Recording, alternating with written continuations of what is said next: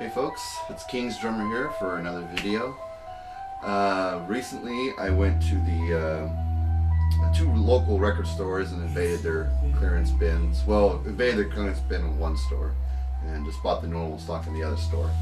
And for 14 bucks, combined in two trips, I found some good stuff. I'm going to show you what I'm listening to here.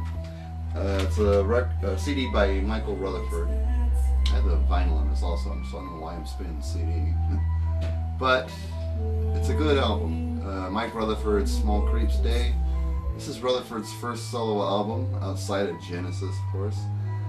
And I think on this record he really comes into his own, both as a songwriter and as a guitarist, lead guitarist. Some good stuff here. So he did this solo album and another one to follow before he got into Mike and the Mechanics. Of course, he does both projects outside of Genesis, and just a good record to listen to. All side two of the album is just one continuous concept, big body of work, and it's known as a Small Creeps Suite. And this is the beginning of it playing right here, and just a real fun album. It's funny, you see a person as part of a band and you wonder what they do on their own, and when they actually show you what they can do on their own, it just blows you away. And that's the feeling I get when I hear that record. Okay, so let's dig into the vinyl. This was bought at a store here in town called Replay Records, and they don't really have a $1.50 bin, but they got some decent stuff. And I bought this album for $2. And I like 80s music, so that's why I jumped up this one for $2. It's Talk Talk, and the record's called It's My Life. And It's My Life was probably their more popular song during the 80s. And I remember it was recently redone by the group No Doubt. They redid the song It's My Life. And they did a damn good job of it. It's very rare that I like remakes of classic songs from either the 80s or the 70s done by a newer artist. But I gotta admit, No Doubt nailed that one pretty well. I've always been a casual fan of Talk Talk, so the only song I'm aware of on this album is It's My Life. The rest of the record, I can honestly say I don't really quite remember, because none of these titles are ringing a bell.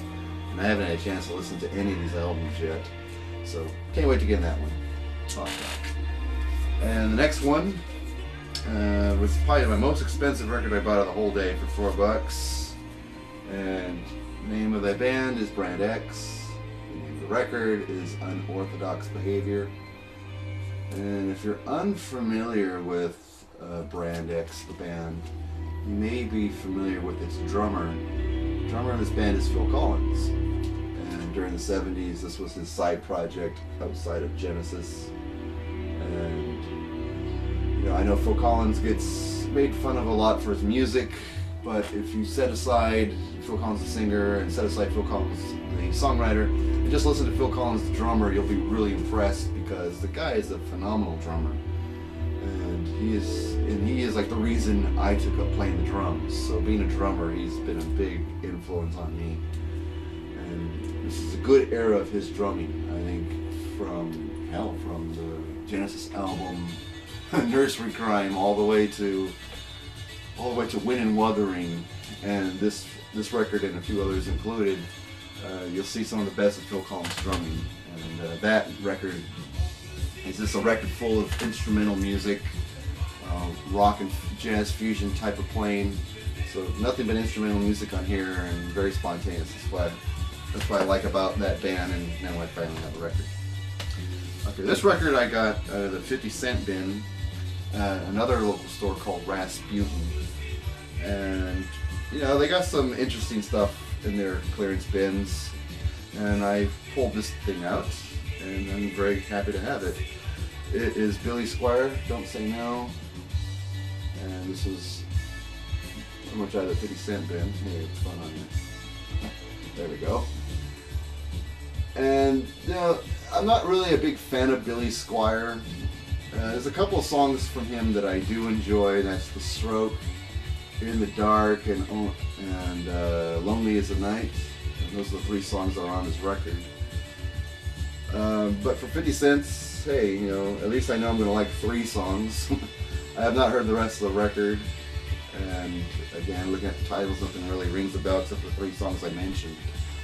But not a bad buy for 50 cents. The cover is in good shape, and the record also is in good shape. So that was a good score. And I'm gonna dig for the other 50 cent record in here. Probably at the bottom. Yeah. Here's the other 50 cent record I bought.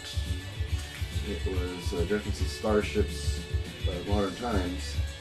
Same story with Billy Squier. Not really a big fan of the band. And the only song I heard off this record was a song called Find Your Way Back, which I do like that song. Never really been much of a Jefferson Starship fan. But, you know, for 50 cents, I'm willing to give them a try.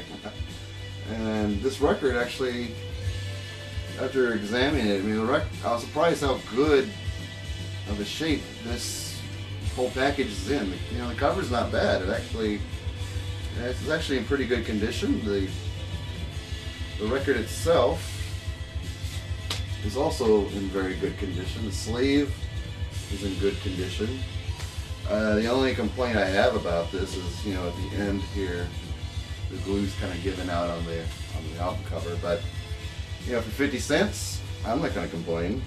And hopefully the music's good on here too. I am a fan of the one song, and glad to have that. Now the rest of these albums I found in the $1 bin, and I found some pretty good stuff in their clearance rack.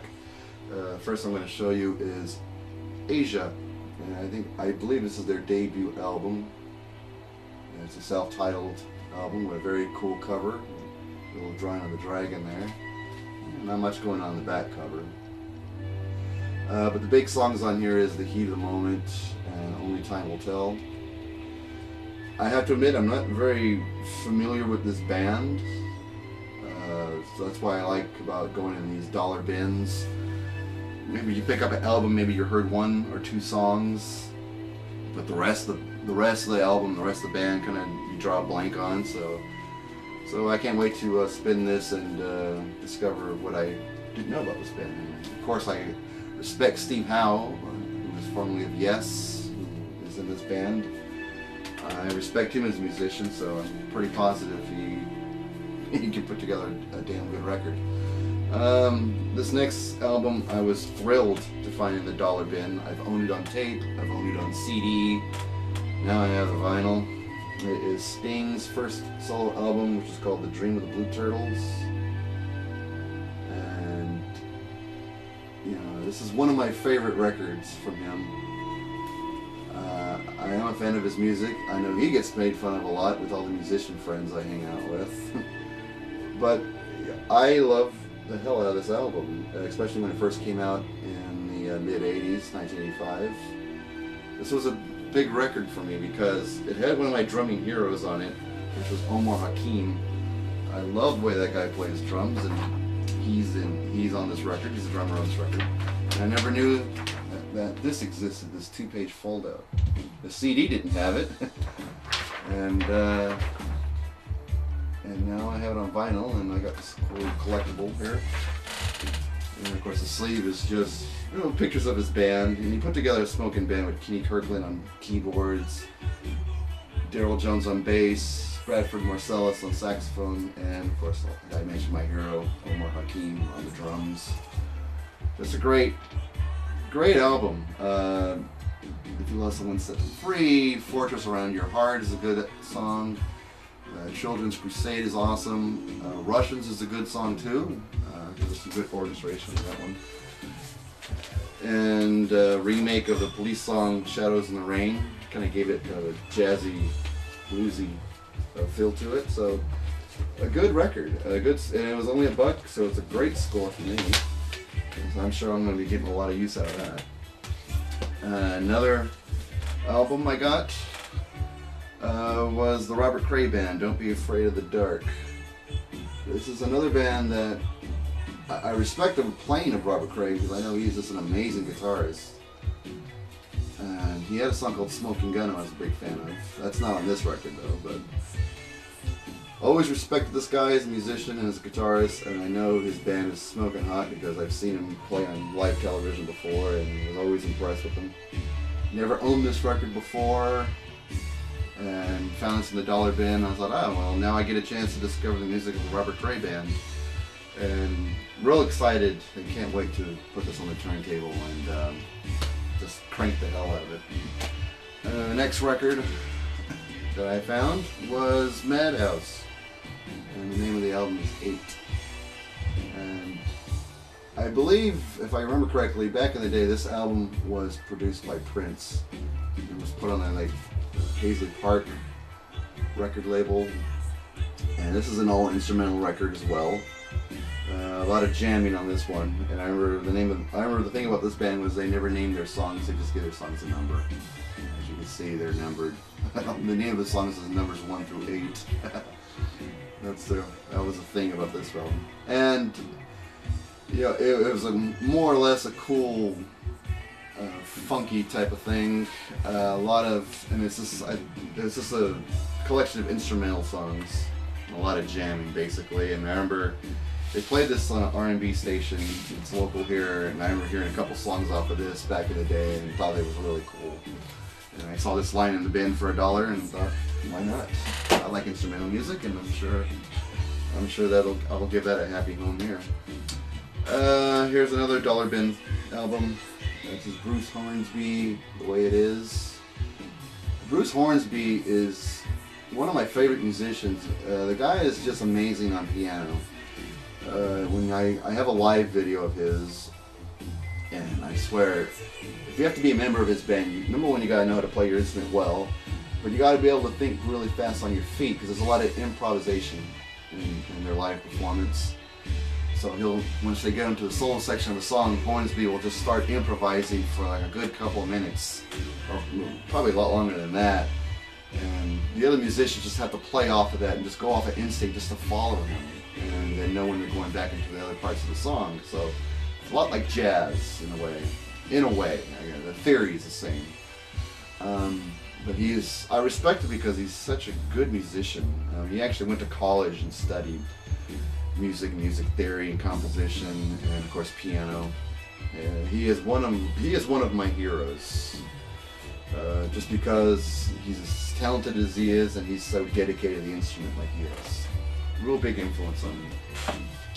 And another 80s record that I found in the dollar bin. This one is from the band Arcadia. The name of the record is So Red the Rose. And this is 3 members of Duran Duran at the height of the Duran Duran fame, which I believe was the drummer, the singer, and the keyboard player formed this band as a side project of Duran Duran. The big song off of here was Election Day. I remember that one from back in the day. The rest of the record I never had the opportunity to listen to, so now I do.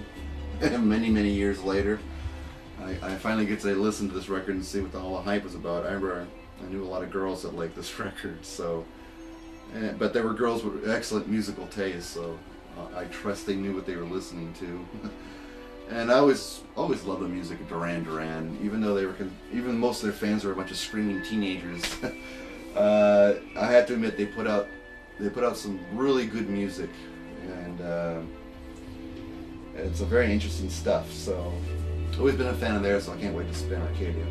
No, that was it. Between that whole pile there represented about just almost $14 or just over $14, and I thought got a lot of good music for $14. And yeah, that's about it for that stash there. I want to take this real quick moment to say I really love this vinyl community. I feel very welcomed here. I put one video out previously and it was well received. I got some great comments on it and a good number of views. And I really love this community. Everybody welcomes everyone with open arms. There's no judgment on your musical taste, because I know my taste in music can be out there most of the time. So I'm really touched by how warm this community is and how everyone's treated as an equal. It's great. I love being here, so I can't wait to post more videos. Alright, that's going to do it for me. And I'll see you in the next video.